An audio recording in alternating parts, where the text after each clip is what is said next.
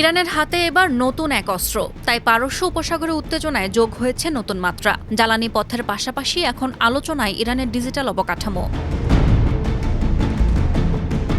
ইরানের ইসলামী বিপ্লবী গার্ড বাহিনীর ঘনিষ্ঠ একটি সংবাদ মাধ্যম উপসাগরের তলদেশে থাকা ইন্টারনেট কেবলের মানচিত্র প্রকাশ করেছে। এটিকে অঞ্চলটির ডিজিটাল যোগাযোগ ব্যবস্থার উপর প্রচ্ছন্ন হুমকি হিসেবে দেখা হচ্ছে। 22 এপ্রিল প্রকাশিত এক প্রতিবেদনে সংবাদ মাধ্যম তাসনিম জানিয়েছে, হরমুজ প্রণালী শুধু জ্বালানি সরবরাহের পথ হিসেবেই নয়, বরং সাবমেরিন কেবলের একটি গুরুত্বপূর্ণ করিডর। সংযুক্ত আরব আমিরাত, কাতার, বাহরাইন ও সৌদি আরবের মতো দেশগুলো এই সাবমেরিন কেবলের ওপর ব্যাপকভাবে নির্ভরশীল।